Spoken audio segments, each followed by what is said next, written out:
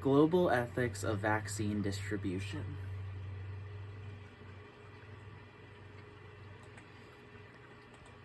Overview. Vaccine distribution is a topic that raises multiple questions about the ethics and potential dilemmas behind it. Three issues raised by the discussion of vaccine distribution include vaccine priority, reliability/testing, and obligation to distribute a vaccine to less fortunate countries. All these issues can take a cultural relative approach to analyze how different cultures may react to the ethics of vaccine distribution. Cultural relativism is the idea that some practices may be acceptable in some cultures but not in others. We can use the ethical issues of vaccine distribution to connect directly into cross-cultural perspectives.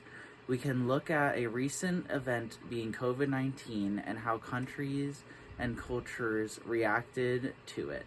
With such a widespread issue such as vaccine distribution, it is important to investigate how different cultures and countries would treat ethical issues raised by vaccine distribution.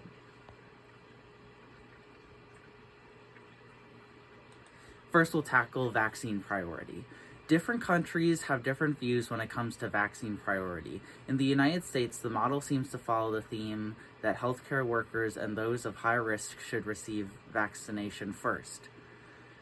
When we investigate the numbers for the recent COVID-19 vaccine distribution, we can see this statement. When we investigate the numbers for the recent COVID-19 vaccine distribution, we can see this statement ring true. However, for other countries, priorities in vaccine distribution vary. Throughout the next few slides, we will be looking into how different culture and countries prioritize vaccine distribution. These images were compiled through a study conducted on different cultures' distribution of the COVID-19 vaccine.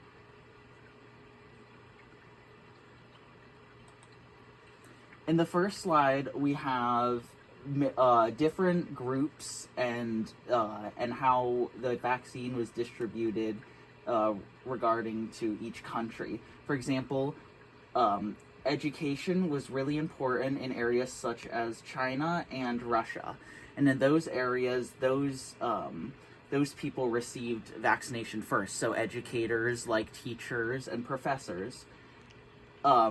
Clinically vulnerable were very popular in most areas, including now the United States and Canada.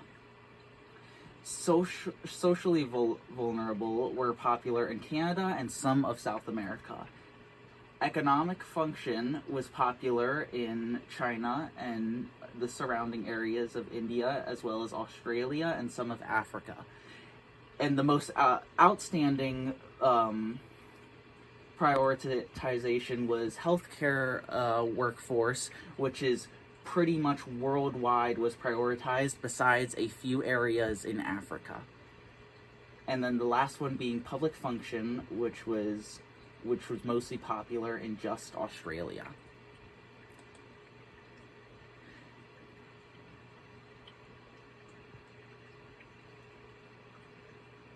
This next slide looks at other groups, primarily age differences.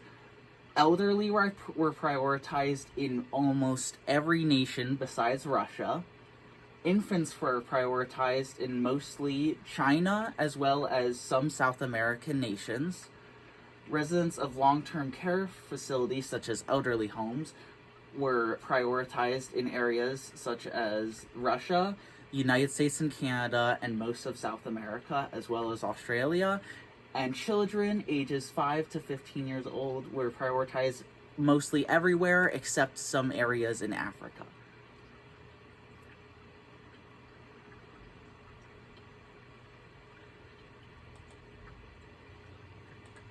And the next slide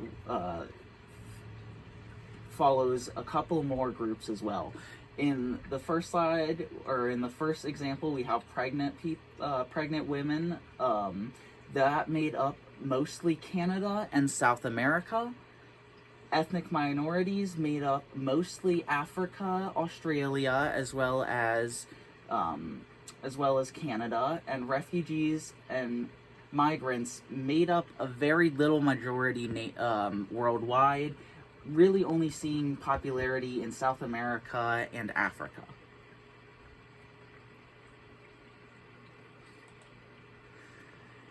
And through, of course, those graphs, you can see how different cultures can prioritize different groups.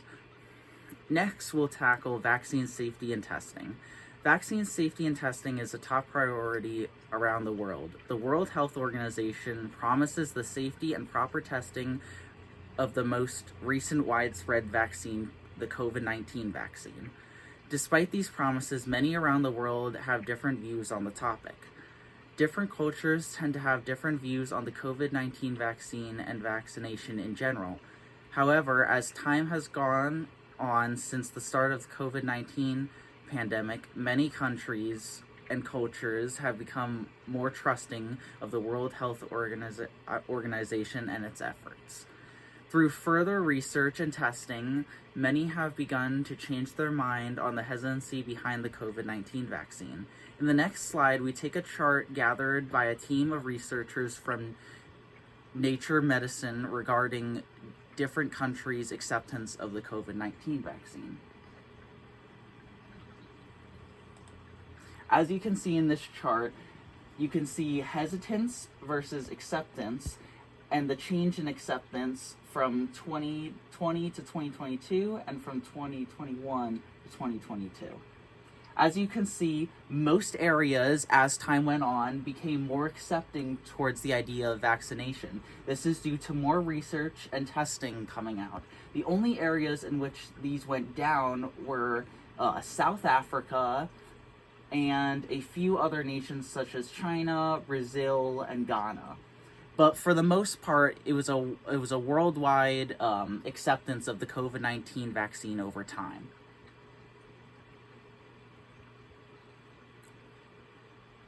Next, we'll tackle the issue of vaccine distribution to less fortunate countries. Another common dilemma comes about when discussing vaccine distribution to other less fortunate countries. According to the U.S. Department of State, between May 2021 and February 2024, the United States donated more than 639 million vaccine doses to 117 countries and economies in partnership with COVAX, CARICOM, AVAT, and bilaterally. Other countries, such as China, have developed what is known as vaccine diplomacy, and by providing vaccines for other countries, they may gain favorable relationships and influence. In an article by the National Library of Medicine, it is stated China uses this means to coerce recipient countries into conducting business. Some argue that China uses vaccines to increase its influence and presence in certain areas to confront and compete with the U.S. This brings to the question the motivation and ethics behind the distribution of vaccines to lesser fortunate countries. That being said, it is clear that the issue of vaccine distribution is a major concern in lesser developed countries. The following slides include interviews and maps on the distribution of the COVID-19 vaccine to less fortunate countries.